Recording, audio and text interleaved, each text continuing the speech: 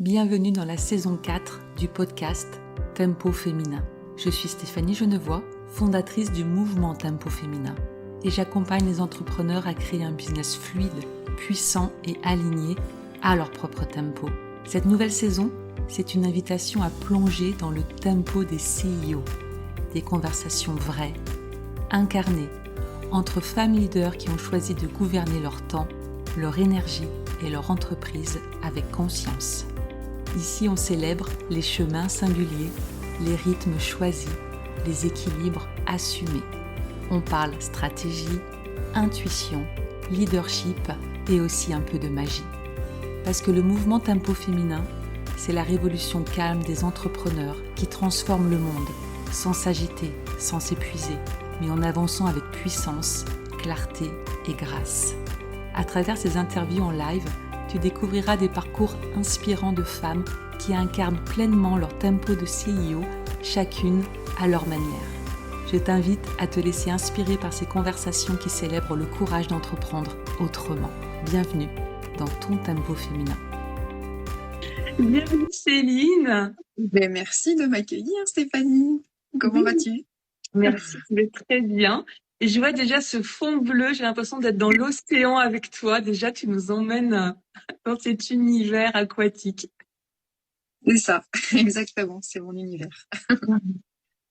Alors, je t'ai présenté, mais très rapidement, donc je vais te donner la parole déjà voilà, pour que tu nous expliques aujourd'hui quelle est ton activité et puis quel est ton tempo aujourd'hui. Puis après, on ira explorer plus loin, si ça a toujours été le cas, quels sont les défis que tu as traversés aussi avec le temps.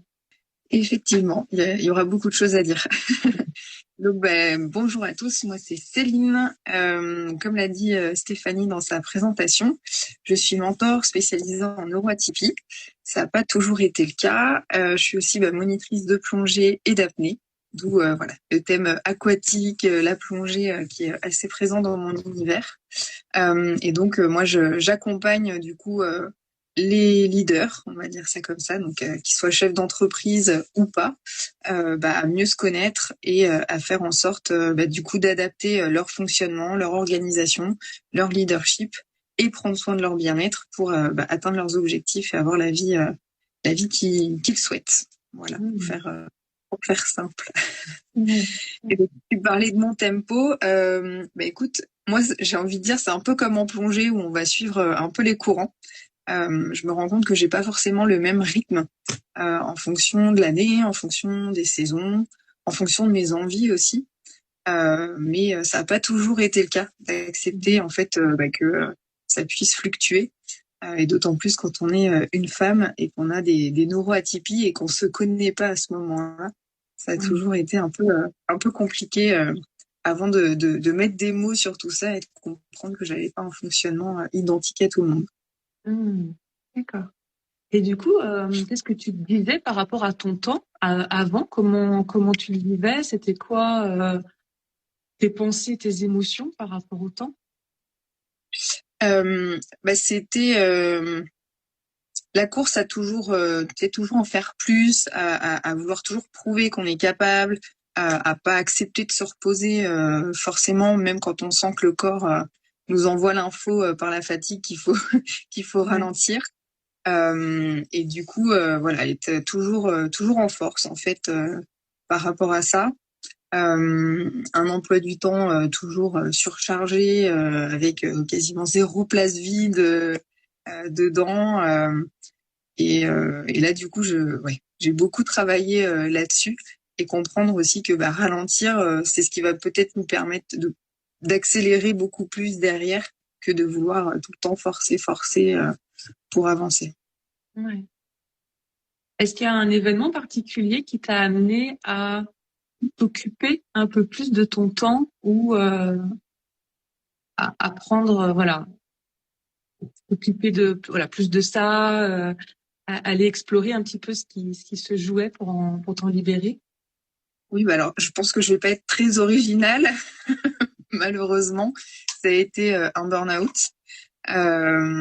Et du coup, le corps qui finit par dire stop. Donc on se reconnaît pas, on comprend pas. Et on commence à chercher en fait qu'est-ce qui fait que ça a provoqué le burn-out, parce que c'est pas que de la fatigue physique. Ok, le corps parle physiquement parce qu'on n'a pas écouté on va dire toutes les petites alertes jusqu'à maintenant. Mais du coup, enfin voilà, ça m'a obligée à faire une introspection, à me faire accompagner aussi pour comprendre qu'est-ce qui faisait que je me sentais complètement en décalage aussi avec la vie que je menais. Même si voilà, il y a plein d'activités que je faisais qui m'intéressaient fortement, mais qui répondaient pas vraiment à mes valeurs. Et du coup, j'étais en suradaptation en permanence. Et d'où ce que je te disais, hein, le fait d'être toujours dans la lutte permanente pour avancer.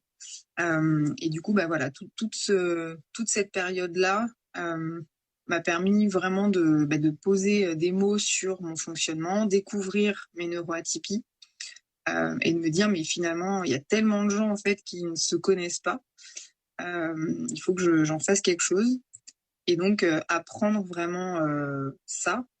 Et la plongée m'a aussi beaucoup aidée. Que ce soit en plongée ou en apnée, on a vraiment besoin de ce ralentissement en fait pour être vraiment à l'aise dans l'eau, en connexion avec les éléments. En apnée d'autant plus parce que c'est justement le calme du corps qui fait qu'on va pouvoir faire des performances clairement et pouvoir rentrer quand on est en mer en relation avec les poissons, parce que si on est trop agité, on les fait fuir. Et du coup, voilà, ces deux choses en parallèle, la pratique de ces activités et du coup tout le travail en fait pour me remettre du burn-out m'ont vraiment aidé en fait à remettre de l'ordre dans ce qui est bon pour moi et accepter que voilà, je suis pas comme tout le monde, j'ai mon propre fonctionnement comme tu as ton propre fonctionnement et du coup apprendre vraiment à entre guillemets à jouer avec au quotidien quoi. Oui, ça passe vraiment par mieux se connaître. Et c'est vraiment le point commun que je retrouve avec mes invités dans cette série d'interviews Tempo de CEO. Ça passe vraiment par déjà mieux se connaître soi pour ensuite mieux s'organiser ou même décider, choisir, prioriser ce qu'on veut dans sa vie et ce qu'on veut plus. D'autant plus quand on a vécu un burn-out, comme tu nous partageais. Et voilà, malheureusement, c'est quelque chose qu'on a en commun aussi. c'est se rendre compte qu'effectivement, il y a tellement, oui, dans l'agenda, mais aussi dans la tête, on a une surcharge cognitive en fait permanente. C'est ça aussi l'épuisement dans le burn-out physique, mais c'est l'épuisement mental aussi. C'est toute cette saturation cognitive qui fait qu'on n'arrive plus à gérer ne serait-ce que la question la plus simple. Est-ce qu'on mange ce soir, quoi. mais moi, j'ai trop cet exemple, exactement ça, où j'étais au restaurant avec mon mari, et puis tout simplement, choisir dans une carte, impossible. C'était le moindre choix, en fait, qui a l'air tout simple. Il y a plus l'espace, il y a plus la capacité, la disponibilité d'esprit pour dire, tiens, est-ce que je préfère de la viande ou du poisson ce soir? Ou c'est vraiment un truc impressionnant, mais quand on le vit, on comprend que on n'arrive plus à faire le moindre choix. Et du coup, c'est qu'il y en a trop. Et donc, quand il y en a trop, on est amené à trier, désencombrer notre esprit. Et après, on n'a pas envie de le réencombrer avec des choses qui sont pas importantes. Est-ce que tu as ressenti ça, toi, après ouais. Vraiment ça. Et le fait de me dire, mais tout ce qui m'a rempli, comme tu dis, la tête ou l'agenda, hein, si on veut que ce soit quelque chose de plus physique, entre guillemets, de se dire, mais je fais ça, mais pourquoi je fais ça? Parce qu'en fait, il y a des trucs, j'ai pas forcément envie de les faire. Je les fais parce que la société, au sens large, m'impose de faire des trucs pour rentrer dans des cases, mais au final, est-ce que j'ai vraiment envie de ça? Et t'en es, comme tu dis, à même pas être capable de répondre en fait à ces questions-là. À te dire, mais ouais, ok, faire un choix de ce que j'ai envie de manger, c'est compliqué. Et de me dire, mais de quoi j'ai vraiment envie? pour moi, pour ma vie, pour mon équilibre. Enfin, c'était devenu du grand n'importe quoi. Et tu ressens un espèce de vide en même temps en toi, avec ce trop plein dans ta tête où tu te dis mais il y a un truc qui s'est plus du tout aligné là pour faire quelque chose. Par rapport à la relation au temps, qu'est-ce que tu as découvert en découvrant aussi ta neuroatypie? En quoi ça a éclairé un mode de fonctionnement, une relation au temps, ou ça impactait ta façon de prioriser ou de t'organiser? Alors, ce que j'ai découvert, c'est que j'étais toujours à la recherche de gagner du temps sur plein de choses, avec ce besoin en fait de venir me nourrir en fait de beaucoup de choses. Donc écouter des vidéos en accéléré pour en avoir plus etc. Donc ça le côté au potentiel. Donc ça a expliqué un peu. Des événements aussi dans ma vie, typiquement la perte d'amis qui sont partis vraiment très jeunes et de me dire mais mince, ils ont rien vécu en fait en partant même pas 20 ans. Enfin c'est juste hallucinant. Moi j'ai tellement envie de faire deux choses que du coup je courais comme ça.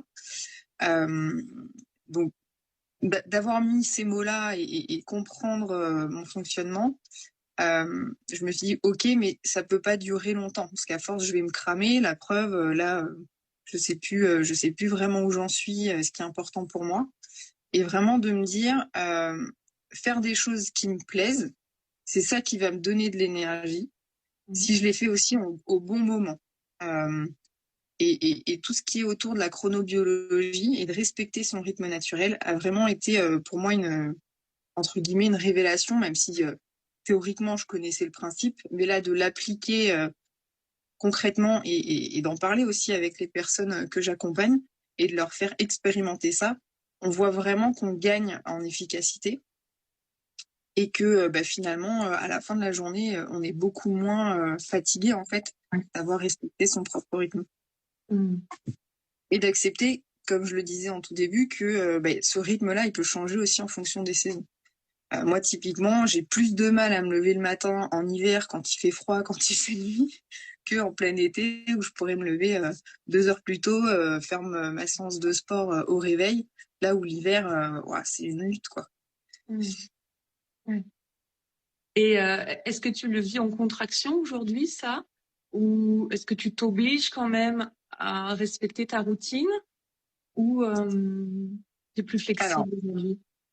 j'ai envie de dire, quand mon emploi du temps fait que j'ai des contraintes, donc typiquement je dois intervenir dans une entreprise et il y a des horaires, on va dire, contraintes, je vais adapter en fait mon fonctionnement à ces contraintes-là. Mais par contre, je vais y être vigilante sur la semaine ou sur une quinzaine de pouvoir avoir des temps où moi, je respecte mes besoins, je respecte mon rythme. J'ai des impondérables ou c'est des non négociables dans mon agenda. Typiquement, ça va être les balades avec mon chien dans la nature, ça va être des séances de sport dans la semaine. Pareil, la séance de sport, elle sera adaptée aussi à mon niveau d'énergie. Alors, ce sera peut-être du yoga, des choses un peu plus douces quand je suis un peu moins en énergie, des choses un peu plus cardio, punchy quand je sens que voilà, j'ai besoin d'évacuer des choses ou de me redynamiser.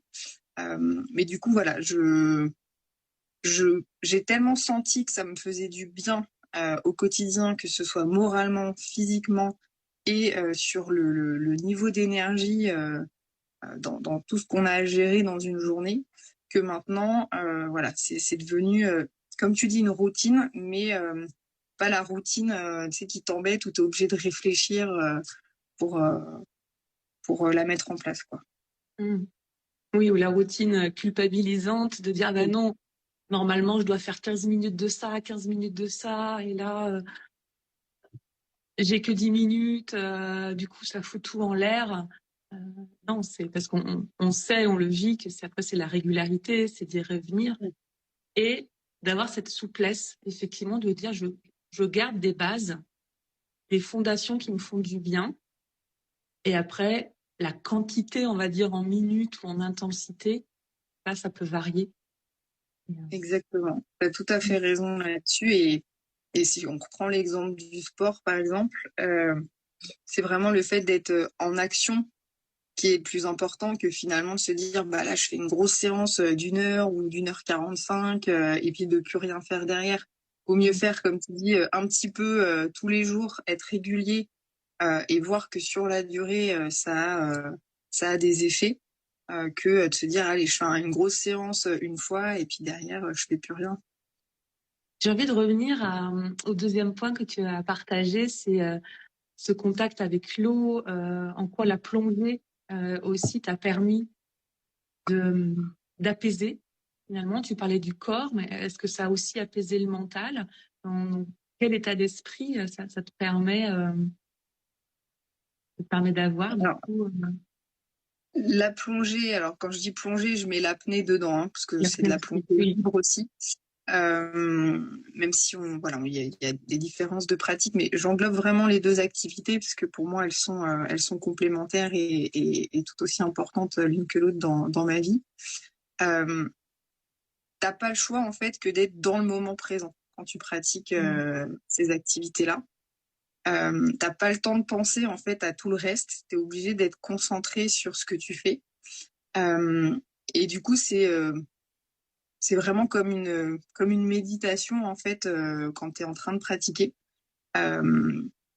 Donc le fait de déjà caler sa respiration quand on est en plongée ou de devoir prendre le temps de respirer, de se préparer à une apnée, on est vraiment focus sur soi, focus sur ses sensations.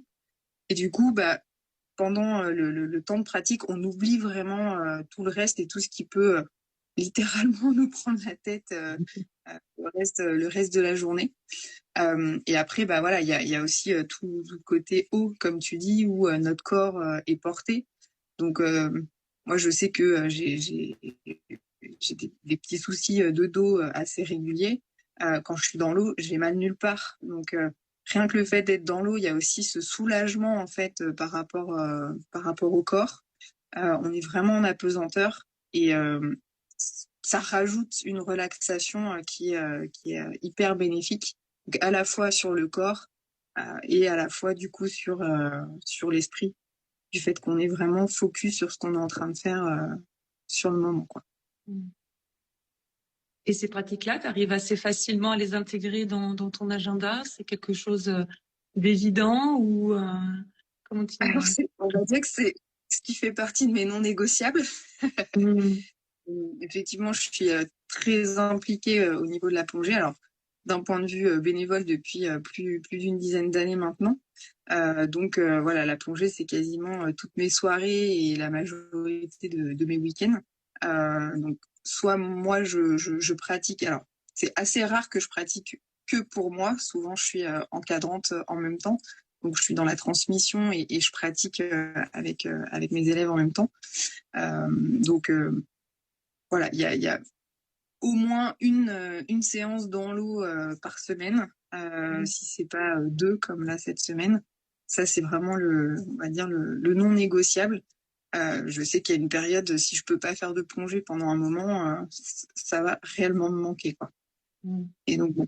Moi, je vis en Île-de-France, donc on a de la chance d'avoir accès à des piscines et autres. Mais quand je suis un temps trop long sans aller en milieu naturel, comme la mer ou même la plongée en lac ou autre, la piscine, c'est bien, mais c'est quand même pas pareil. Et, aujourd'hui, qu'est-ce que tu as mis en place au niveau de ton rythme pour soutenir ton ambition? Est-ce que voilà, tu estimes que ton rythme actuel peut te permettre de croître, de soutenir encore plus aussi le développement de tes activités? Alors, je vais faire une réponse de Normand, oui et non. Comme moi, je suis en développement d'activité, enfin, je dis développement, ça fait 2 ans que je suis à mon compte. Je suis pas arrivée à un rythme on va dire, d'activité qui me rémunère suffisamment aujourd'hui. Il y a encore des choses, je suis à tâtons, je cherche. à trouver la bonne organisation, on va dire, des missions pour que ce soit vraiment l'idéal que j'aimerais atteindre. Pour autant, je pense que d'avoir mis toutes ces fondations-là dont tu parlais sur les non négociables, sur le fait de s'écouter, de prendre les temps de repos ou les temps voilà X ou Y qui nous font du bien. C'est ce qui va me permettre, je pense, de pouvoir poursuivre sur cette voie-là. Sinon, ce serait, je pense, encore plus compliqué avec les défis que nous représente l'entrepreneuriat au quotidien, quoi. Ouais. Oui, ça c'est vraiment un point qui est important. C'est voilà, on dit je suis entrepreneur, bien sûr je veux me développer, bien sûr que je veux que mon chiffre d'affaires augmente, etc. Mais on n'a pas toujours la structure qui le permet en fait. Et je trouve que c'est très bien parce que le point que tu amènes, c'est que oui, aujourd'hui tu es en train de poser les fondations et en même temps tu as l'espace pour accueillir la croissance. Que si aujourd'hui tu me disais voilà, oui j'ai des missions, pas encore autant que je voudrais, mais en fait je suis déjà saturée et je vois pas bien comment prendre de nouvelles missions, on voit bien que la croissance de l'activité du coup elle serait limitée. Ouais.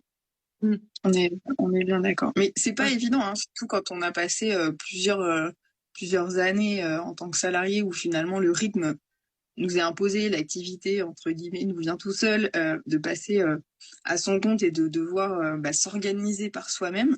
Ça demande quand même une certaine discipline aussi. Ouais. Et tu le disais, si on n'a pas une vision claire de là où on veut aller, qu'on pose pas les fondations de comment on y va, en étant vigilant à garder, c'est clairement le terme, hein, suffisamment d'espace libre pour accueillir la croissance.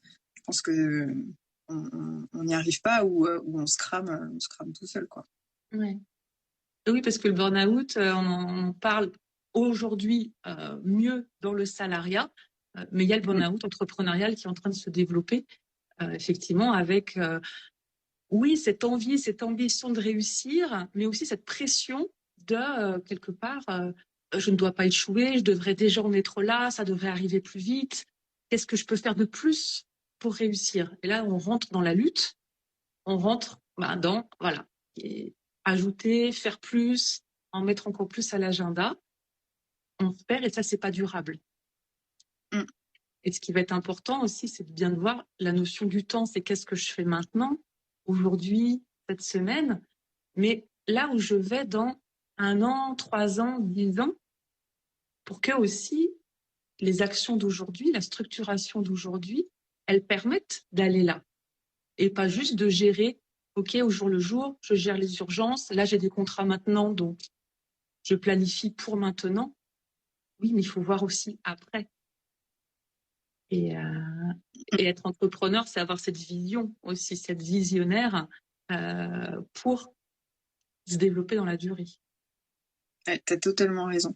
Et c'est vrai que les réseaux sociaux, je pense, n'aident pas, comme tu disais, à cette comparaison où on se compare souvent aux autres en disant ah ils en sont là machin et moi j'en suis pas encore là et alors qu'en fait sur les réseaux sociaux on partage que ce qu'on a envie et au final c'est peut-être pas la réalité de ce que vivent les personnes et le fait d'en être conscient et d'accepter aussi qu'on a son propre rythme et qu'on peut pas se comparer à quelqu'un qui a peut-être déjà 10 ans d'expérience, c'est pas toujours évident, mais c'est nécessaire à rappeler parce que sinon on court, comme tu disais, tous au burn-out entrepreneurial parce que, il y en a qui arrivent à se développer en très peu de temps. On demande derrière comme peut-être sacrifice ou autre, quoi. Ouais, ou effectivement comment ils le vivent et est-ce qu'ils seront encore là l'année prochaine aussi. Ouais. Et moi j'ai vu des exemples encore là récemment d'une entrepreneur qui a du succès, qui a une équipe et tout, puis qui d'un coup a une prise de conscience qu'en fait tout ça lui pèse et qu'elle a perdu le feu avec ce qu'elle partageait pour maintenant gérer une équipe, gérer des contraintes, gérer voilà. Elle est devenue une gestionnaire au lieu d'être une entrepreneure visionnaire et créative Voilà, c'est déconnecté avec ça. Et, Mm,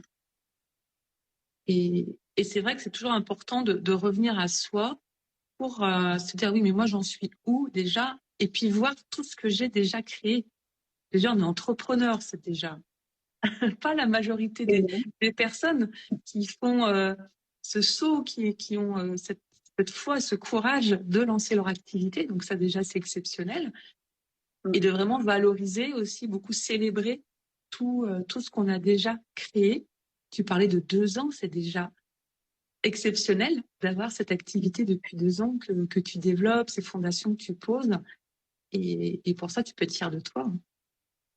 Oui, oui, oui, mais c'est vrai que c'est toujours quelque chose que je rappelle aussi aux personnes que j'accompagne. Célébrer même les petits pas, les petites victoires. Et des fois, bah, tu te l'appliques pas forcément à toi-même. Et ça, c'est notre cerveau hein, qui est fait comme ça. Il se concentre sur le négatif plus facilement que sur le positif pour lui nous maintenir en vie. Hein. C'est un peu son, Oui, son but. complètement. Donc ouais, de prendre ce temps-là, exactement ce que tu dis, de célébration, de faire le point, alors chaque jour ou chaque semaine, et de se dire, bah tiens, c'est quoi les 3 trucs dans ma semaine que j'ai envie de retenir, mes 3 célébrations, mes 3 petits kiffs de la semaine, ça fait quand même du bien.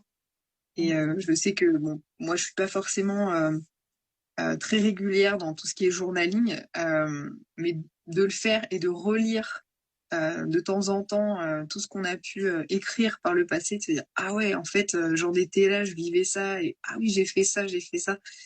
On se rend pas compte en fait, on est tellement happé à avancer dans notre vie que bah, comme tu dis faire le bilan de ce qui s'est déjà passé. Enfin, on n'y arrive pas instantanément, on est obligé de se replonger dedans et de se reposer dessus pour en prendre réellement conscience. Et je pense que c'est vraiment nécessaire de le faire. Et peut-être encore plus quand on est entrepreneur pour voir que bah, peut-être que les chiffres, parce qu'on parle beaucoup de chiffres, sont pas au rendez-vous tel qu'on s'y attendrait par rapport au business plan qu'on a pu faire et autres. Mais de mettre des indicateurs sur tout un tas d'autres choses qui sont peut-être pas mesurables de la même façon, c'est hyper important. Ouais. Puis c'est cet effet, toujours dans la relation au temps, de dézoomer, en fait. Parce que quand on regarde que là maintenant, ce que j'ai fait aujourd'hui, les tracas, peut-être les difficultés, etc., ben on a l'impression que ça avance pas. Et quand on dézoome et qu'on regarde de façon avec plus de hauteur, ah ouais, mais j'ai quand même fait tout ça. Et là, en fait, j'ai des opportunités. Et puis, j'ai des collaborations. Il y a tout ça qui se met en place. Et je peux le célébrer aussi. Donc, c'est Ouais, célébration. puis Ouais. je reprends aussi ce que tu disais tout à l'heure sur le fait de se garder du temps libre, entre guillemets, ou de l'espace. Là, c'est un truc qui m'a encore plus sauté aux yeux il n'y a pas si longtemps que ça. C'est effectivement, si tu veux qu'il y ait des choses qui rentrent dans ta vie, peu importe ce que ce soit, bah, comme tu disais, des opportunités dans le business, que ce soit d'autres, enfin, peu importe quoi, si t'as pas cet espace-là, ça rentrera pas. Et même des choses que tu peux espérer, manifester, tout ce que tu veux, les opportunités, soit tu les vois pas parce que tu es tellement dans ton TGV là à fond que tout ce qui arrive à toi, tu le vois pas, donc tu saisis pas les opportunités. Ou soit bah du coup tu aurais envie de dire oui, mais matériellement bah tu peux pas quand ça arrive quoi. Donc je trouve que c'est hyper important de garder cet espace et je pense que ça passe aussi par l'espace physique, de faire du tri régulièrement dans sa maison, dans son bureau, Ouais. vider aussi des choses dans la tête. Bien sûr. Ah ouais, c'est ça. C'est là où on est. Là où on est tous les jours déjà. Est-ce que c'est encombré? Est-ce qu'on crée l'espace pour recevoir voilà les opportunités, recevoir les clients, recevoir les idées aussi. Quand tout est plein, l'agenda, la tête, le bureau, les dossiers, tout ça, on n'envoie pas un signal clair que je suis ouverte à recevoir le meilleur. C'est exactement ça, ouais. T'as Ouais. tout à fait raison. Ouais. Enfin, le truc le plus marrant, c'est souvent quand on fait autre chose que nous viennent les meilleures idées ou quand on cherchait la solution à un problème. Qui n'a pas eu une super idée sous la douche ou en allant se balader? T'es en train de faire totalement autre chose et pof, ça fait l'effet pop-up là et tu dis, ah, mais c'est ça que je cherchais depuis tout à l'heure et puis voilà, ça vient quoi. Ouais. Complètement dans un autre contexte. Donc, c'est vraiment intéressant de s'autoriser à dire, OK, là, j'ai fait un temps d'ordinateur ou j'étais sur mon atelier, voilà, OK, je vais faire autre chose parce que je veux aussi profiter de la vie. Et voilà, la vie, c'est pas que le business. Il y a aussi toutes les autres sphères de vie et elles vont s'alimenter les unes les autres. Et là, du coup, c'est là où on va raccourcir le temps. On va accélérer nos résultats plutôt que de s'acharner en disant, ah non, faut que je passe plus d'heures, faut que je termine. Souvent, c'est en allant dans cette autre sphère. Là, d'un coup, ça débloque et puis ça y est. Ce que tu aurais fait en peut-être 2 heures en t'acharnant, bah là, ça va te permettre de le faire en 30 minutes, quoi. Ouais. Tu auras plus une heure pour toi. C'est ça, complètement. Ouais. Est-ce que tu as un mantra, une phrase ou quelque chose qui te soutient en ce moment, que ce soit par rapport à ton tempo ou par rapport à ta vie, ton projet? Alors, moi, j'en ai plein et ça s'est peut-être vu tout à l'heure avant le switch de caméra. J'ai plein de petites citations tout le temps partout autour de moi que je me relis régulièrement. Mais celle qui m'a le plus soutenue, on va dire, dans de la phase de burn-out jusqu'à vraiment comprendre qui je suis et le fait que voilà, j'ai un fonctionnement qui est le mien. C'est vraiment et ça, c'est ce que je dis vraiment à toutes les personnes qui me croisent, c'est on est vraiment unique, chacun autant qu'on est. Faut pas chercher à rentrer dans des cases si on sent que c'est pas pour nous. Faut vraiment s'écouter et que en fait, on n'a pas besoin d'être parfaite à partir du moment où on est vivante, quoi. Merci beaucoup Céline pour cet échange. J'ai été ravie. En quelques mots, quelle est ton actualité du moment? Est-ce qu'il y a quelque chose que tu as envie de mettre en avant? Voilà, les personnes qui auraient justement des besoins de mieux se connaître, de mieux vivre, on va dire, leur quotidien. Voilà, j'ai un accompagnement qui voit le jour petit à petit. Donc le mouvement Dive, voilà, le lien avec la plongée. Donc c'est 4 étapes où on va pour la première étape découvrir vraiment son identité. La deuxième étape, aller vraiment s'immerger dans son organisation. Donc ce que toi tu fais aussi avec tes clientes. Valoriser après son leadership, être aussi capable de dire non en se respectant et en respectant l'autre aussi, ça en fait partie. Et du coup, la dernière étape, c'est vraiment d'explorer son bien-être, ce qui est bon pour toi, pour se soutenir. Donc voilà, là je le fais que en individuel pour l'instant, mais je suis en train de travailler à faire quelque chose peut-être en groupe sur fin d'année ou début 2026 et de proposer justement des immersions, donc des vraies immersions en alliant justement travail sur soi et plongée pour que ça, on va dire, décuple tout ce qu'on peut travailler verbalement par l'accompagnement. Parce que le ressenti par le corps est d'autant plus important pour avoir des déclics. Ouais. Ah oui, ça va être une alliance là, de tes deux approches qui va être passionnante. Donc, on va pouvoir suivre ça sur ton compte. Donc, voilà, je vous invite à vous abonner au compte de Céline pour avoir toutes les informations quand ces immersions vont sortir. Merci de nous avoir partagé ton tempo de CEO. Et je te dis à très bientôt. À très bientôt. Merci Stéphanie et bonne journée à tout le monde. Merci d'avoir écouté cet épisode de Tempo Féminin, édition spéciale Tempo de CEO. J'espère que cette conversation t'a inspiré à créer ton propre tempo, à reprendre la pleine gouvernance de ton temps et à faire grandir ton entreprise à ton rythme en toute sérénité. Si cet épisode t'a plu, je t'invite à t'abonner au podcast, à laisser un commentaire ou 5 étoiles sur ta plateforme d'écoute et à le partager à une femme entrepreneur que ce message pourrait soutenir. Et pour rejoindre le mouvement Tempo Féminin, suis-moi sur Instagram, @tempoféminin, pour ne manquer aucun live ni aucune ressource pour t'aider à incarner ton tempo de CEO. À très vite pour un prochain épisode et d'ici là, rappelle-toi, ton temps est ton pouvoir et ton rythme est ta plus belle stratégie.